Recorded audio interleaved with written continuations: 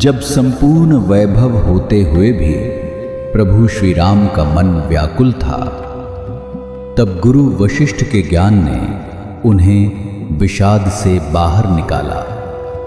सुनिए बकुल जी की वाणी में। जय श्री राम। स्वागत है सभी का। राजा जनक का मनोमंथन, मनोचिंतन, मनन, चिंतन, च्यवन आगे चलता है। आज 26 मई है। देखते हैं आज का श्लोक क्या है। प्रज्ञगेह जगत् सर्वं संयगे वांग दृश्यते संयद दर्शनमायान्ति न पादो न च संपदा।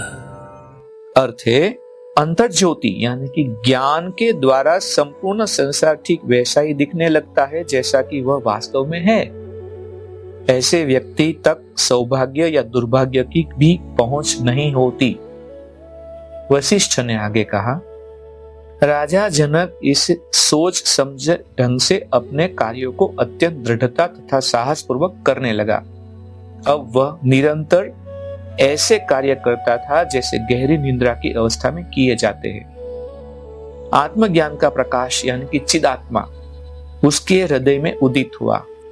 अब उसमें दुख और मलिनता का लेश भी नहीं था। क्षितिज से उदित होने वाले सूर्य की तरह उसमें तेजस्विता थी। वह ब्रह्मांड की हर वस्तु को वैसे ही देखता था जैसे वह वस्तु चित्त शक्ति में अवस्थित होती है। आत्मज्ञान प्राप्त होने पर वह हर वस्तु को उसे आत्मा में देखने लगा जो असीम और अनंत है।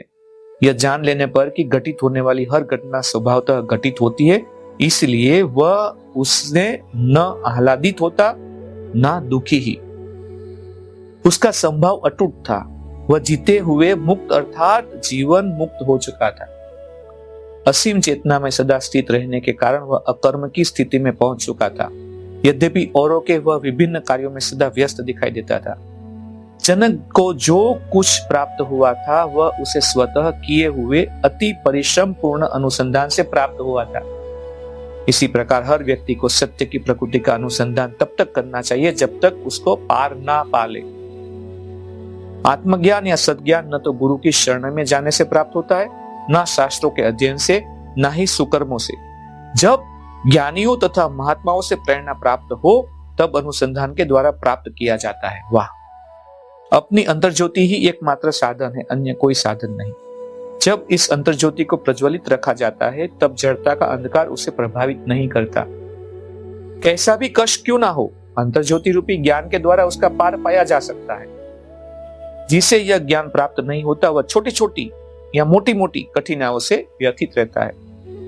जिस शक्ति और ऊर्जा को लोग सांसारिक क्रियाकलापों में लगाते हैं उसे ज्ञान की प्राप्ति में लगाना चाहिए। शक्ति अलग जगह पे लगनी चाहिए। इसका उपयोग सबसे पहले तो बुद्धि की जड़ता को नष्ट करने में होना चाहिए, क्योंकि यह सभी दुखों का और विपत्तियों की जड़ तो है ही, साथ ही दृश्य संसार को रूपायित करने वाला बीज भी यही है। कौन?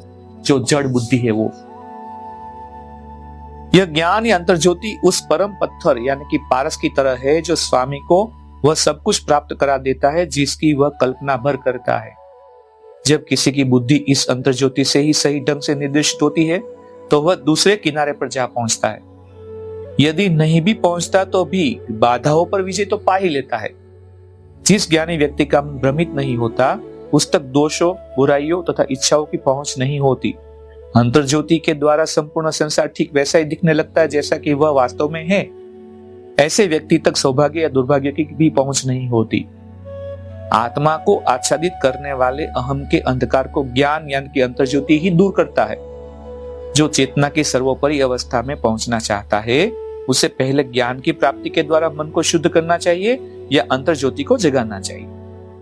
और जनक राजा की इस अनुभव के साथ यहाँ पे हम विराम लेते हैं। देखते कल क्या होता है। तब तक के लिए जय श्री राम। इस ज्ञान यात्रा में हमारे साथ बने रहने के लिए चैनल को सब्सक्राइब करें और बेल आइकॉन दबाएं।